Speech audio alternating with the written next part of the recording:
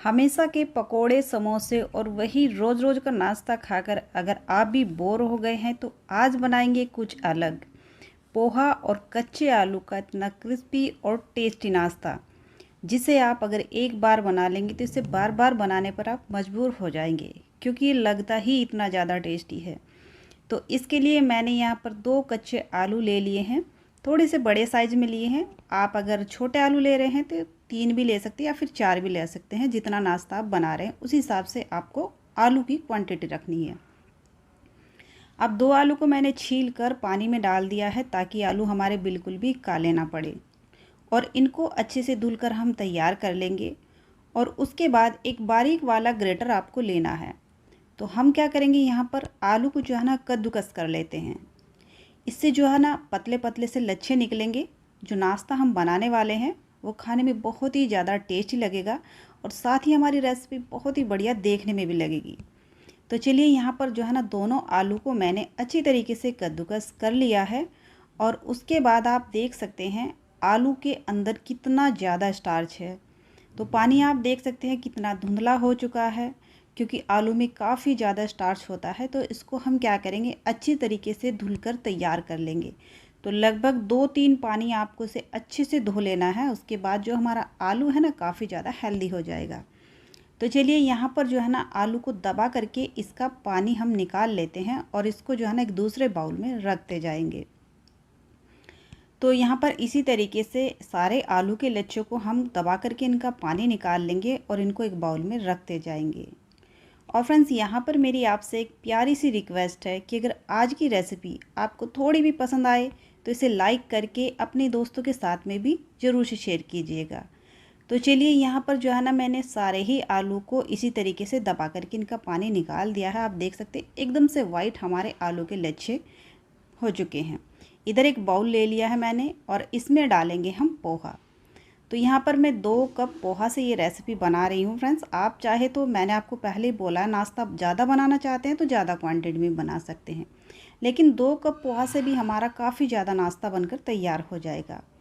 तो यहाँ पर मैंने 2 कप पोहा ले लिया है और अब हम क्या करेंगे, पोहा को भी धुलकर तैयार कर लेते हैं। तो इसमें पानी डालेंगे, 1 से 2 कप पानी मैंने डाल दिया है और इसको अच्छी तरीके से हल्के हाथ से मसलते हुए धुलकर तैयार कर लेंगे।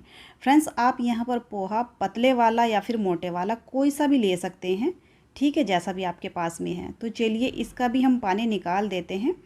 और आप देख सकते हैं पोहा को मैंने बिल्कुल अच्छे से 2-3 पानी धुल करके इसको भी साफ़ कर लिया है। अभी जो पोहा है ये सॉफ़्ट नहीं हुआ है, क्योंकि हमने सिर्फ इसको धोया है। तो पोहे को हमें यहाँ पर सॉफ़्ट करके लेना है। तो इसमें थोड़ा सा पानी का हम छिड़काव डालेंगे, लगभग 2 चम्मच के करीब मैंने पानी डाल दिया है। और इसको हम कवर करके अभी के लिए साइड में रख देते हैं। तब तक हम अपने नाश्ते के लिए दूसरी तैयारी कर लेते हैं। तो यहाँ पर हम थोड़ी सी चॉपिंग कर लेते हैं। उसके लिए मैंने आधी शिमला मिर्च ले ली है यहाँ पर, और इसको जो है ना हम बारीक बारीक सा चॉप कर लेंगे। तो फ्रेंड्स, हम अपने नाश्ते के लिए एक स्टफिंग बनाने वाले हैं, जो कि बहुत ही ज़्यादा टेस्टी बनती है और आपको खाकर मज़ा आ जाएगा। बहुत ही बढ़िया ये नाश्ता बनकर तैयार होता है। तो चलिए, यहाँ पर आधा मैंने शिमला मिर्च लिया है, इसको मैंने बारीक बारीक सा चॉप कर लिया है। और साथ ही एक मीडियम साइज़ में मैंने एक प्याज भी ले ली है। तो इसी को भी हम इसी तरीके से बारीक बारीक सा चॉप करके ले लेंगे। अब ये जो चीज़ें हम डाल रहे हैं, इनसे हमारे नाश्ते में काफ़ी ज़्यादा टेस्ट बढ़ जाएगा। तो यहाँ पर फ्रेंड्स, अगर आप चाहते हैं तो आप जो है ना इसमें पत्ता गोभी का भी इस्तेमाल कर सकते हैं, ठीक है। सब्जी आप, जैसे मैंने शिमला मिर्च डाली है, आप थोड़ी सी पत्ता गोभी भी इसमें ऐड कर सकते हैं। तो यहाँ पर मैंने 2 छोटे साइज़ में हरी मिर्च भी ले ली है, इनको भी मैंने चॉप कर लिया है। अब पैन में यहाँ पर 2 चम्मच तेल को गरम कर लेते हैं और इसमें थोड़ा सा हम जीरा डाल देंगे और जीरा को जो है ना क्रैकल होने देते हैं। इसी के साथ में प्याज डालेंगे जो हमने चॉप की थी अभी। और इसके बाद थोड़ा सा मैं यहाँ पर हींग भी डाली हूँ, 1 चुटकी हींग डाल रही हूँ। अब प्याज को थोड़ा सा सौटे कर लेते हैं, और आपको यहाँ पर प्याज का कलर चेंज नहीं करना है, बस हल्का सा इसको सौटे कर लेना है, क्योंकि जो सब्ज़ी हम डालने वाले हैं उनको भी हमें जो है ना ज़्यादा सॉफ्ट नहीं करना है। तो चलिए, यहाँ पर मैंने हरी मिर्च डाल दी है और साथ ही बारीक कटी हुई शिमला मिर्च भी अपनी ऐड कर दी है।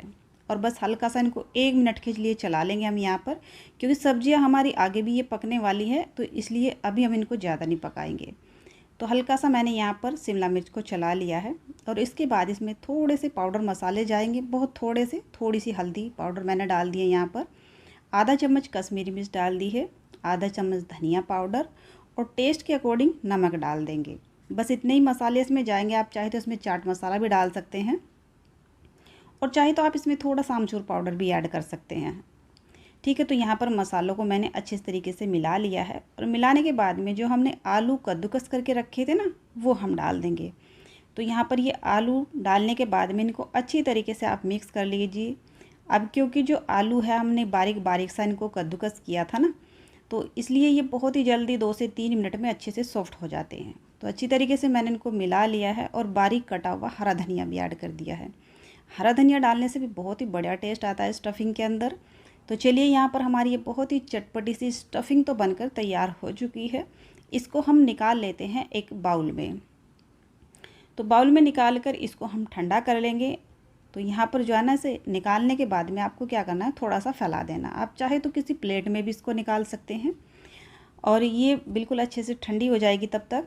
तो यहाँ पर हम अपने पोहा को भी चेक कर लेते हैं। आप देख सकते हैं पोहा जो है ना हमारा बिल्कुल अच्छे से सॉफ्ट हो चुका है, क्योंकि मैंने इसको कवर कर दिया था। अगर हम इसको खुला ही रखते, थोड़ी हवा लगती है तो ये और ज़्यादा ड्राई हो जाता। तो चलिए, यहाँ पर हमारा ये बाउल भी भर चुका है। तो एक बड़े से बाउल में हम ये पोहा निकाल लेते हैं, क्योंकि पोहा जब फूलता है ना तो काफ़ी ज़्यादा क्वांटिटी में हो जाता है। तो इसलिए मैंने इसको एक बड़े से मिक्सिंग बाउल में निकाल लिया है और अब हम इसको थोड़ा सा मैश करेंगे। जो नाश्ता हम बनाने वाले हैं उसमें थोड़ा सा पोहा को मैश करना होता है। तो मैश करने के बाद में यहाँ पर इसमें हम नमक डाल देंगे आधा चम्मच के करीब, और साथ ही मैंने यहाँ पर थोड़ी सी चिली फ्लेक्स में डाल रही हूँ। आप चाहे तो लाल मिर्ची पाउडर डाल सकते हैं, कुटी हुई मिर्च। और इसके बाद हम इसमें हरा धनिया भी डाल देंगे। हरा धनिया डालने से हमारे नाश्ते का जो लुक है ना, वो बहुत बढ़िया आएगा, देखने में नाश्ता बहुत ही अच्छा लगेगा। तो चलिए, इसको फिर से हम मसल लेते हैं थोड़ा सा अच्छी तरीके से। आप इसको आटे की तरह गूँथ कर तैयार कर लीजिए। ठीक है, तो इसी तरीके से आपको इसे गूँथ कर तैयार कर लेना है। अब इसमें बाइंडिंग के लिए मैं 2 चम्मच कॉर्नफ्लोर डाल रही हूँ। 2 बड़े चम्मच है, जो खाना खाने वाली चम्मच होती है ना, बस उसी से मैंने 2 चम्मच इसमें कॉर्नफ्लोर डाल दिया है और इसको अच्छी तरीके से वापस से मिक्स कर लेंगे। तो बढ़िया तरीके से आप इसको मिक्स कर लीजिए। इससे बहुत ही अच्छी सी एक बाइंडिंग सी इसके अंदर आ जाएगी और इसको बिल्कुल आटे की तरह गूँथ कर आपको तैयार कर लेना है। तो लीजिए, यहाँ पर हमारा ये मिश्रण बिल्कुल अच्छी तरीके से, ये डो हमारा तैयार हो चुका है। ये देखिए, तो बस यहाँ पर ये डो लगकर हमारा तैयार हो चुका है।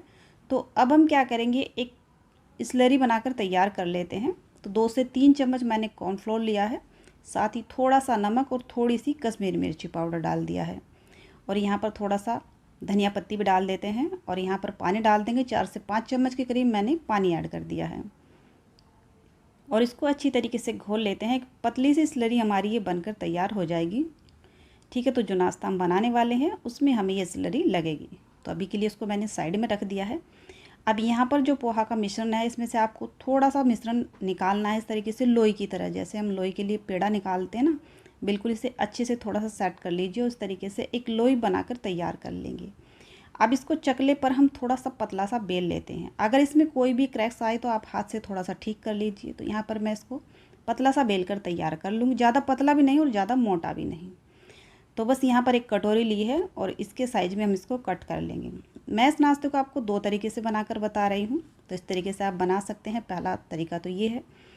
अब यहाँ पर जो है ना, स्टफ़िंग आपको रखनी है, तो 1 चम्मच स्टफ़िंग हम इस पर रख लेंगे। इसको थोड़ा सा अच्छे से आप सेट कर लीजिए और इसको फोल्ड कर देंगे।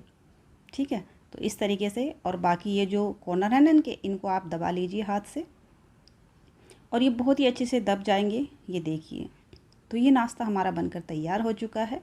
और अगर आप बेलकर इसको नहीं बनाना चाहते हैं नाश्ते को, तो आप क्या कर सकते हैं, आप इस तरीके से ही इसको हाथ पर लीजिए, एक लोई बनाइए और हाथ पर ही इसको अपनी हथेली पर रखकर ना थोड़ा सा इसको आप बढ़ा दीजिए।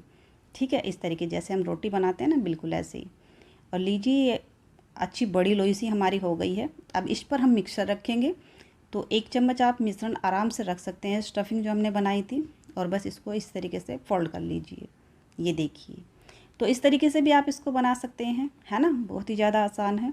तो बस यहाँ पर हमारा ये दूसरा नाश्ता भी बनकर तैयार हो चुका है, दूसरा पीस। तो देखिए, आप इसी तरीके से आपको जो है ना सभी को बनाकर तैयार कर लेना है। तो चलिए यहाँ पर हमारा पूरा नाश्ता बनकर तैयार हो चुका है। अब आपको क्या करना है, एक पीस उठाना है इस तरीके से जैसे मैं आपको बता रही हूँ।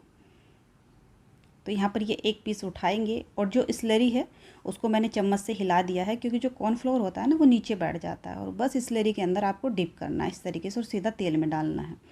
अब चलिए पैन में थोड़ा सा तेल डाल देते हैं और तेल को मैंने बिल्कुल अच्छे से गर्म कर लिया है। तो ज़्यादा तेल में आपको इसे फ्राई करने की ज़रूरत नहीं है, हम यहाँ पर इसको सैलो फ्राई कर रहे हैं। आप चाहे तो इसको बेक भी कर सकते हैं या फिर एयर फ्राई में आप इसको फ्राई भी कर सकते हैं, ठीक है, हल्का फुल्का सा तेल लगाकर। तो यहाँ पर जो है ना मीडियम फ्लेम रखेंगे और इसको हम बढ़िया सा सेक लेते हैं। ऊपर से थोड़ा सा तेल डाल दीजिए और मीडियम फ्लेम पर ना बहुत ही अच्छे से ये नाश्ता जो है ना क्रिस्पी हो जाता है, क्योंकि ये पोहे से बना है, इसे सीखने में ज़्यादा टाइम नहीं लगता है। और ऐसा नहीं है कि आपको लो फ्लेम कर कर इसको क्रिस्पी करना है। ये पोहे का बना हुआ नाश्ता आप इसको मीडियम फ्लेम पर सेकिए, बहुत ही क्रिस्पी करारा बनकर तैयार होता है और काफ़ी ज़्यादा टेस्टी भी लगता है।